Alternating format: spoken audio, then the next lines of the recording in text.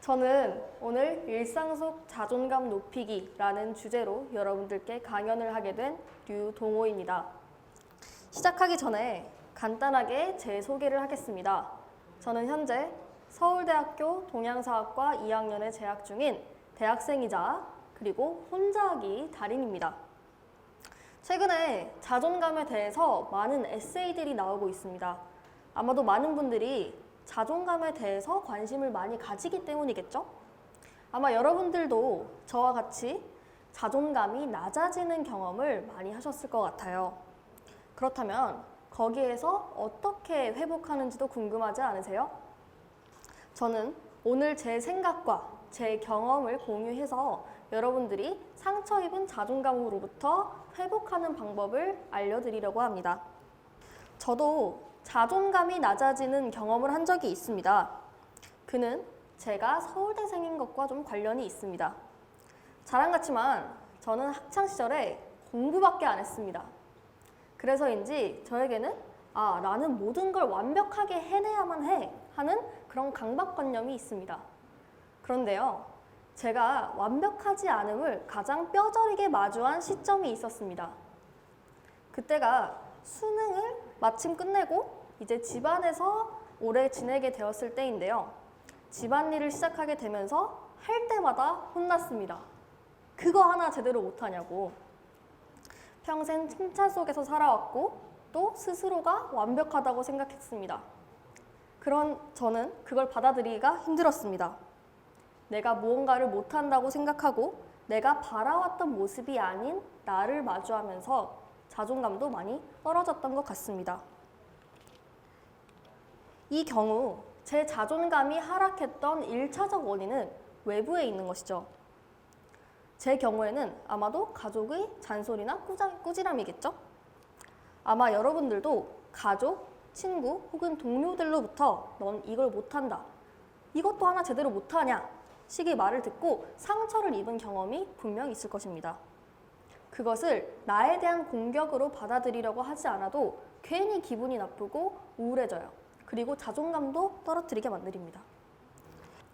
그러면 자존감을 회복하려면 어떻게 해야 될까요? 이해를 돕기 위해서 자존감에 상처를 입은 것을 사고가 나서 입원한 것에 비유해 보도록 하겠습니다.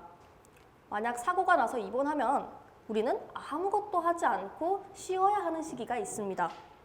그런데 이 시기가 조금 지나면, 그리고 조금이라도 움직일 수 있을 때에는 병원에서도 재활치료라는 것을 시작합니다. 조금은 아프고 불편하지만 퇴원 후의 일상생활을 영위하기 위해서 조금 움직이고 미리 힘을 기르는 것이죠. 저는 오늘 그 재활치료를 어떻게 할지 여러분들께 3가지 솔루션을 드리고자 합니다. 첫 번째 솔루션은 직접 해보기입니다.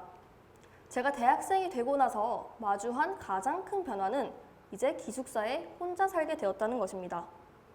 이제는 부모님께서 저에게 당연히 해주시고 있던 것들을 스스로 해야 됩니다.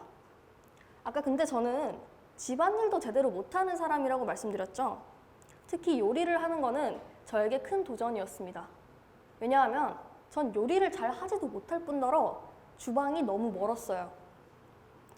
매일매일 먼 주방까지 가서 요리를 해먹기는 좀 힘드니까 불을 쓰지 않고도 맛있는 한 끼를 해서 밥을 챙겨 먹는 것, 그것이 제가 매일 마주한 도전이었습니다. 그래서 저는 샐러드 만들면 되겠네 라고 생각했습니다.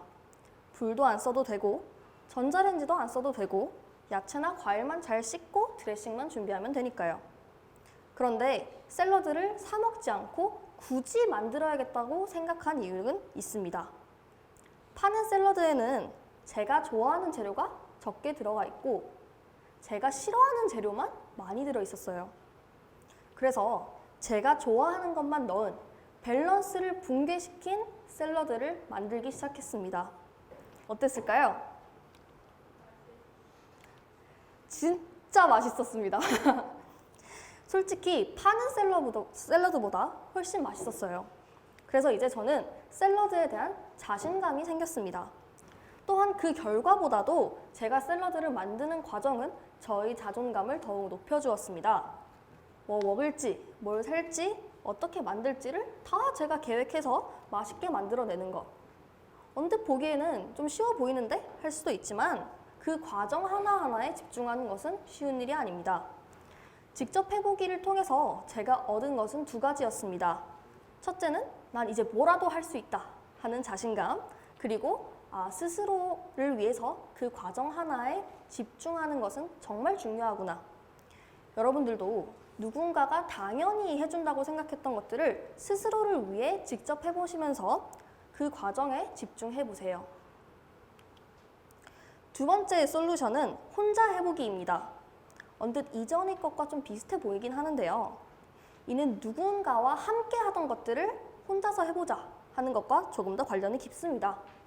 제가 혼자 해보기를 중요하게 여기는 이유는 이것이 혼자 설 수 있는 연습을 하는 것과도 같기 때문입니다. 여러분, 홀로 서기는 너무나도 중요합니다.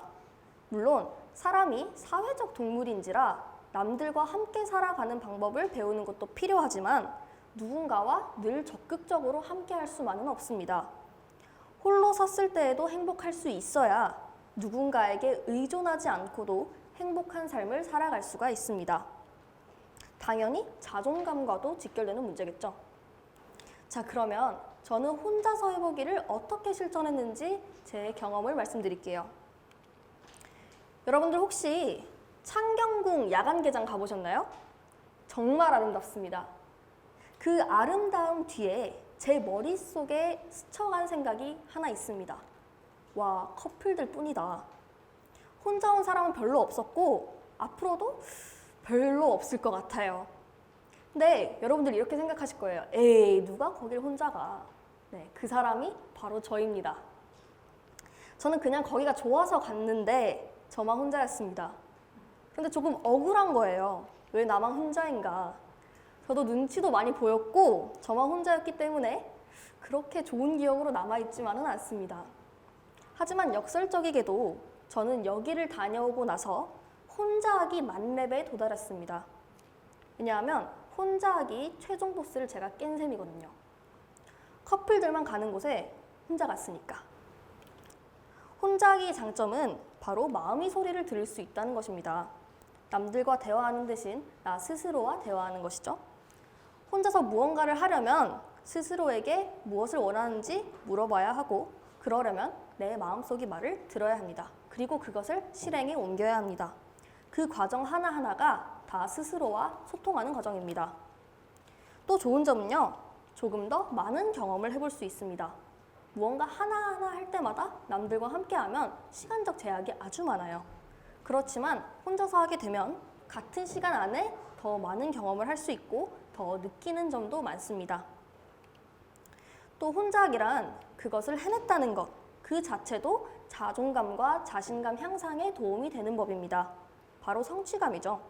아주 작은 것이라도 스스로 계획해보고 그것을 완수했을 때 느끼는 기쁨을 여러분들도 느껴보셨으면 좋겠습니다. 마지막 솔루션은 만들어보기입니다. 여러분, 만들기는 정말 대단합니다. 우리가 만드는 모든 것들을 소중하게 여겨요. 제가 이제 그 이유를 말씀드릴게요.